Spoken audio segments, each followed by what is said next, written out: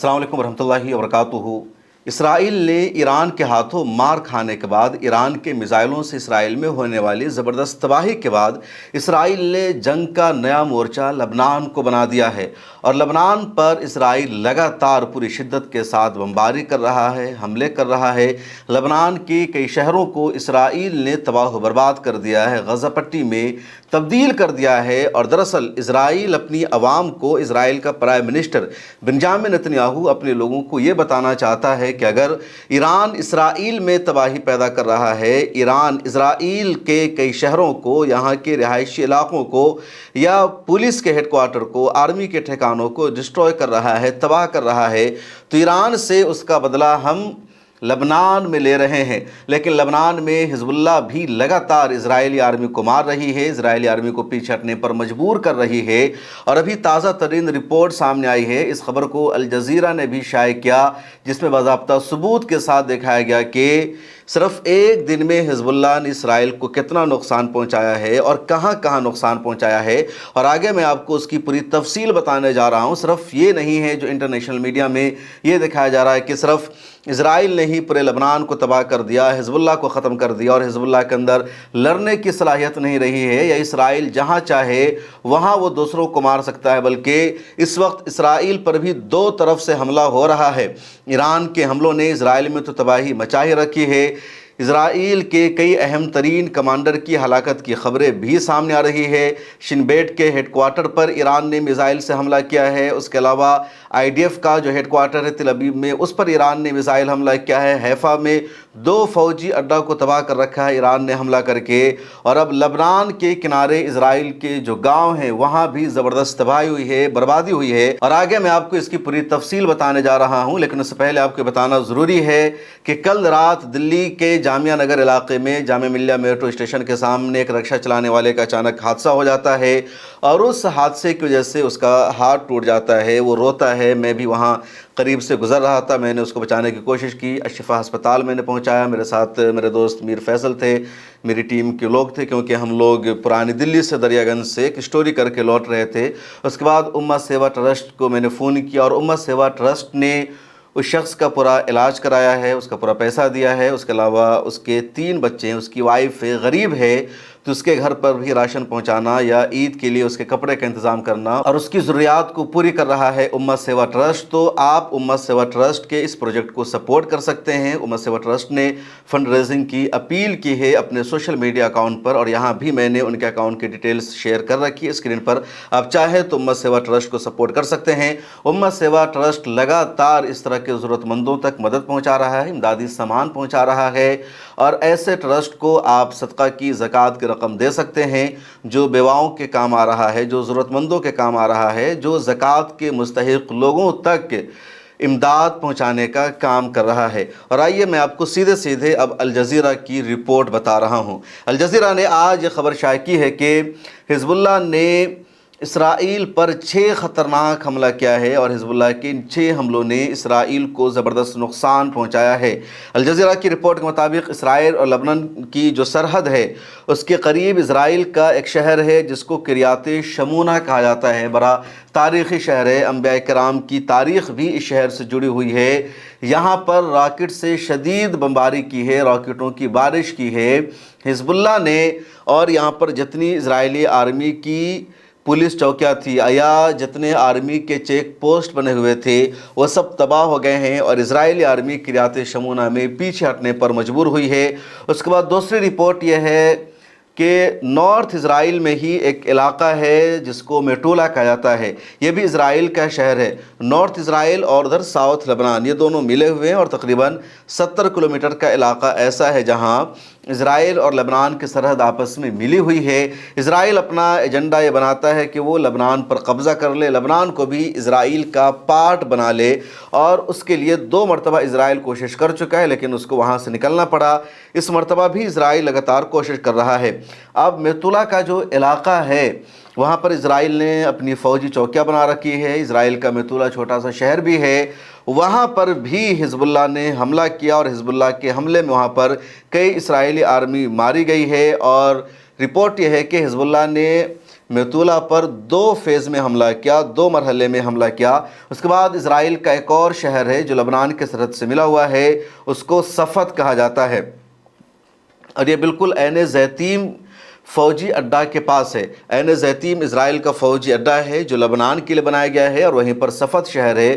تو صفت شہر پر آج حزب اللہ نے حملہ کیا، اور اس کے بعد جو فوجی اڈا ہے عین زیتیم، اس پر میزائل سے حملہ کیا ہے حزب اللہ نے، اور اس پورے کو نقصان پہنچایا ہے۔ باضابطہ امیجز میں دیکھا جا رہا ہے کہ کس طرح اسرائیلی آرمی افراتفری میں ہے، دوڑ رہی ہے، اور اس فوجی اڈے کو زبردست طریقے سے حزب اللہ نے نقصان پہنچایا ہے۔ اس کے بعد لبنان کی سرحد کے قریب ایک اور گاؤں ہے جس کو اودیسا کہا جاتا ہے۔ اودیسا گاؤں میں بھی اسرائیلی آرمی نے اپنی چوکی بنا رکھی ہے۔ اودیسا گاؤں سے ہی لبنان پر اسرائیلی آرمی نظر رکھتی ہے۔ یہاں موجود اسرائیلی آرمی پر حزب اللہ نے حملہ کیا، اور اسرائیلی آرمی کو اودیسا گاؤں چھوڑنے پر مجبور کر دیا حزب اللہ نے۔ اس کے بعد لبنان کا ایک اور علاقہ ہے جس کو بلیدہ کہا جاتا ہے۔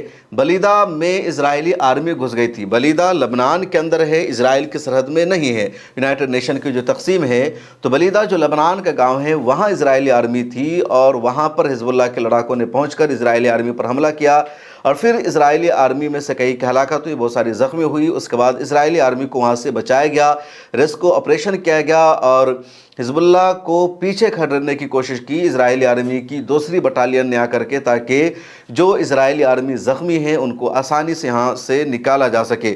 اس کے بعد لبنان کا ایک اور گاؤں ہے جس کو خیام کہا جاتا ہے۔ خیام گاؤں کے اندر داخل ہو کر اسرائیلی آرمی نے اپنی چوکی بنا لی تھی، اپنا پوسٹ بنا لیا تھا۔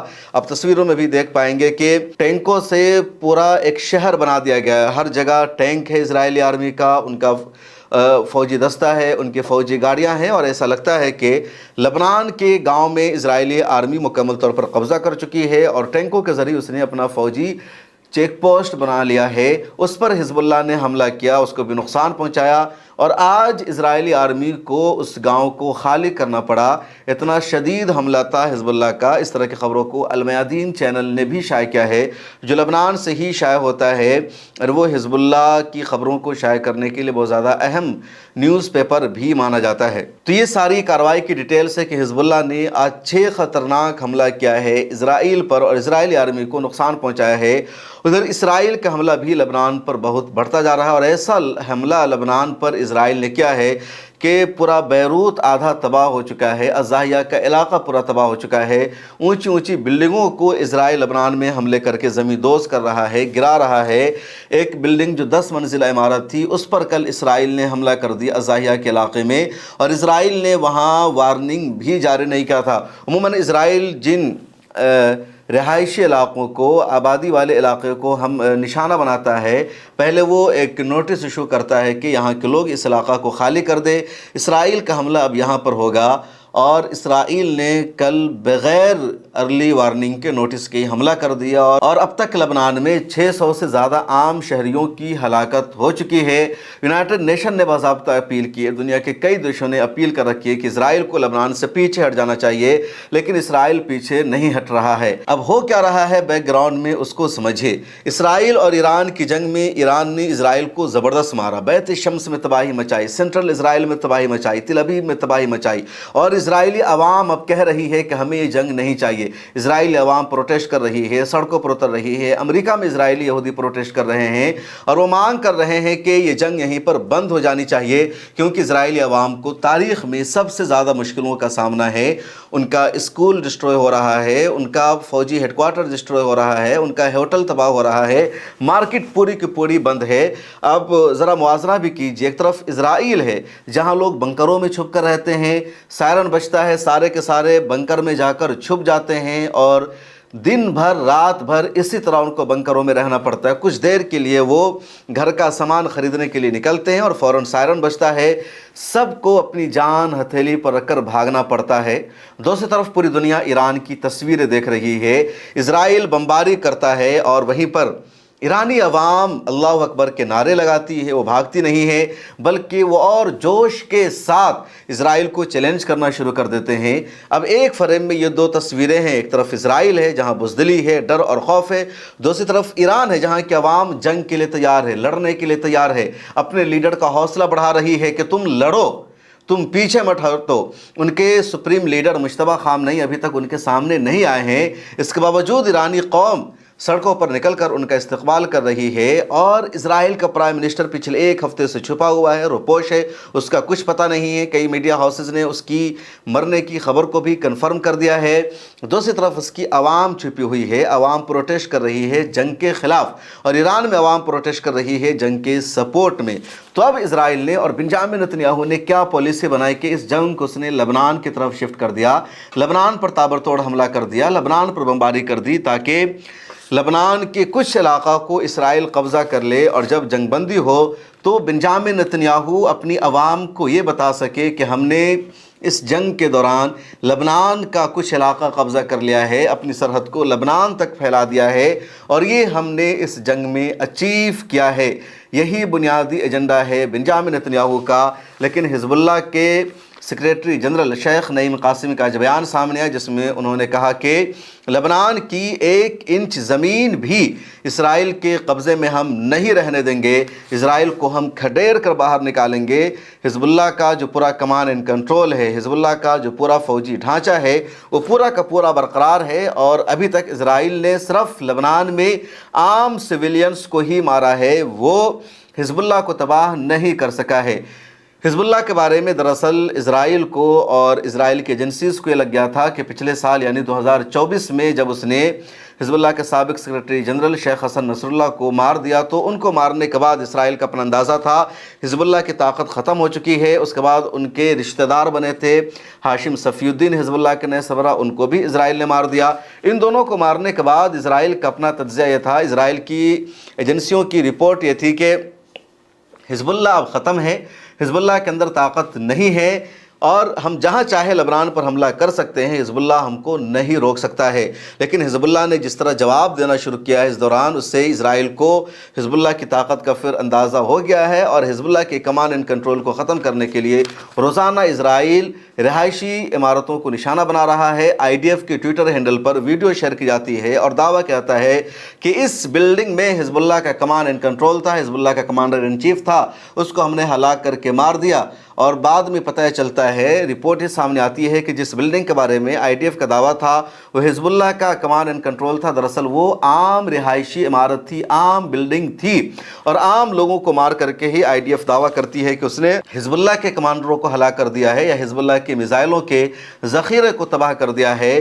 اور اب اسرائیل کی میڈیا کو، اسرائیلی عوام کو بھی اپنی ہی حکومت پر، اپنی ہی آرمی پر بھروسہ نہیں رہا، کیونکہ جھوٹی تسلی دی جا رہی ہے اسرائیلی عوام کو کہ اس نے لبنان پر قبضہ کر لیا ہے۔ اس سے پہلے بھی لبنان پر 2 مرتبہ اسرائیل نے قبضہ کرنے کی کوشش کی تھی، لیکن حزب اللہ نے جنگ لڑ کر کے اسرائیل کو پیچھے ہٹنے پر مجبور کیا۔ 1982 میں ہی اسرائیل نے لبنان کے کچھ علاقوں پر قبضہ کر لیا تھا، اس کو اسرائیل کا حصہ بنا لیا تھا، اور اس کے بعد ہی حزب اللہ کا قیام عمل میں آتا ہے، اور حزب اللہ نے تقریباً 15-20 سالوں تک جنگ لڑی، اور سال 2000 میں اسرائیل کو لبنان سے باہر نکلنا پڑا، لبنان کا قبضہ خالی کرنا پڑا تھا۔ اس کے بعد ایک بار پھر سال 2006 میں حزب اللہ نے لبنان کے کچھ علاقوں پر قبضہ کر لیا تھا، اپنی فوج کو وہاں پہنچا دیا تھا، اور حزب اللہ نے اسرائیلی آرمی کے ساتھ جنگ کی، اسرائیل کا مقابلہ کیا، اور اسرائیل کو پیچھے ہٹنا پڑا تھا، لبنان کو خالی کرنا پڑا تھا۔ ان دنوں ایران کے ساتھ جنگ کا فائدہ اٹھا کر اسرائیل نے 6 کلومیٹر اندر تک لبنان کے کچھ علاقوں میں اپنی فوج کو بھیج دیا۔ اب وہاں حزب اللہ پوری طاقت کے ساتھ حملہ کر رہی ہے، اور اسرائیلی آرمی کو پیچھے ہٹنے پر مجبور کیا جا رہا ہے۔ لبنان کے ساتھ اسرائیل کا جو علاقہ ملا ہوا ہے، پورا علاقہ یہودیوں نے، اسرائیلیوں نے خالی کر دیا۔ جس طرح لبنان میں تقریباً 10 لاکھ سے زیادہ لوگوں کو نقل مکانی کرنی پڑی ہے، ان کو اپنا گھر بار سب کچھ چھوڑ کر جانا پڑا ہے، وہ نہتے ہیں، بے بس ہیں، کوئی ان کا پرسان حال نہیں ہے۔ اسرائیل میں بھی لبنان کی سرحد سے متصل تمام گاؤں کو خالی کرنا پڑا ہے، اور وہ کوئی سینٹرل اسرائیل میں ہے، کوئی تل ابیب میں ہے، ادھر آ کر بنکروں میں ان کو اب رہنا پڑ رہا ہے۔ اس ویڈیو میں اتنا ہی، مجھے دیجیے اجازت، پھر ملاقات ہوگی۔ شروع میں جو میں نے آپ سے گزارش کی تھی کہ امت سیوا ٹرسٹ کو سپورٹ کیجیے۔ امت سیوا ٹرسٹ کی طرف سے لگاتار ضرورت مندوں کو، غریبوں کو امداد پہنچائی جاتی ہے، بچوں کو اسکالرشپ بھی دیا جاتا ہے، کئی بچوں کی فیس بھرنے کا کام امت سیوا ٹرسٹ نے کیا ہے۔ اسی طرح بہت ساری بیواؤں کو امت سیوا ٹرسٹ کی طرف سے وظیفہ دیا جا رہا ہے۔ تو آپ اپنے صدقہ اور زکوٰۃ کی رقم امت سیوا ٹرسٹ کو بھیج سکتے ہیں۔ ملت ٹائمز کے ساتھ اس کا کولیبریشن ہے۔ السلام علیکم ورحمۃ اللہ وبرکاتہ۔ موجودہ حالات میں میڈیا ہماری سب سے اہم ضرورت ہے اور ملت ٹائمز اس ضرورت کو، اس کمی کو پورا کرنے کی کوشش کر رہا ہے۔ پچھلے 10 سالوں سے ہر چیلنج اور مشکل کا سامنا کرتے ہوئے لگاتار ہم آپ کی آواز اٹھا رہے ہیں، میڈیا کے میدان میں کام کر رہے ہیں اور آپ نے ہمیشہ ہمیں سپورٹ بھی کیا ہے۔ ملت ٹائمز صرف یوٹیوب چینل کا نام نہیں ہے، بلکہ ملت ٹائمز کا انگریزی ڈیسک ہے، جہاں انگریزی میں ہم خبریں شائع کرتے ہیں، سوشل میڈیا پر پوسٹ کرتے ہیں۔ ملت ٹائمز کا ہندی ڈیسک ہے، ملت ٹائمز کا اردو اور بنگلہ ڈیسک بھی ہے، اور 4 زبانوں میں ہم ویب سائٹ پر خبریں شائع کرتے ہیں، سوشل میڈیا پر ہم خبریں پوسٹ کرتے ہیں۔ اس کے علاوہ یوٹیوب پر ہم ایکسپلینر ویڈیوز بناتے ہیں، گراؤنڈ پر جا کر رپورٹ کرتے ہیں، انٹرویوز کرتے ہیں، پوڈ کاسٹ کرتے ہیں، اور ملت ٹائمز نے اب ڈاکیومنٹری بنانا بھی شروع کر دیا ہے۔ اس سال ہم نے ایک شاندار پروگرام کا انعقاد بھی کیا۔ ملت ٹائمز کی آفس ہے، ملت ٹائمز کا 20 لوگوں کا اسٹاف ہے، اس کے علاوہ بھی ملت ٹائمز کے کئی سارے اخراجات ہیں، بہت سارے ایکسپنسز ہیں، اور آپ نے ہمیشہ ملت ٹائمز کو آگے بڑھانے کے لیے ہمیں سپورٹ کیا ہے۔ آپ سے گزارش ہے اس سال بھی ماہ مبارک میں ہمیں سپورٹ کیجیے۔ اگر آپ میں سے کچھ لوگوں نے بھی سالانہ صرف 1000 روپے ملت ٹائمز کو اس رمضان میں ممبرشپ کی فیس کے طور پر دے دیا تو ملت ٹائمز کا نظام آسانی سے چلتا رہے گا، ملت ٹائمز مزید مضبوط ہوگا، ہماری ٹیم مزید بڑی ہوگی۔ آپ کی اسکرین پر QR کوڈ موجود ہے، اکاؤنٹ نمبر موجود ہے، UPI نمبر موجود ہے، اور گوگل پے، فون پے نمبر بھی موجود ہے۔ آپ جیسے چاہیں ملت ٹائمز کو سپورٹ کر سکتے ہیں، آپ اپنی رقم ہم تک بھیج سکتے ہیں، ڈسکرپشن میں بھی لنک موجود ہے۔ اور آپ سے ایک آخری گزارش یہ ہے کہ اس ویڈیو کو دیکھ کر اسکپ مت کیجیے، بلکہ اس ویڈیو کو آگے شیئر کیجیے اپنے دوستوں سے، اپنے رشتہ داروں سے، سوشل میڈیا پر اس کو شیئر کیجیے، اپنی اسٹوری میں لگائیے، اور ایک مضبوط میڈیا ہاؤس بنانے میں اپنا کردار ادا کیجیے۔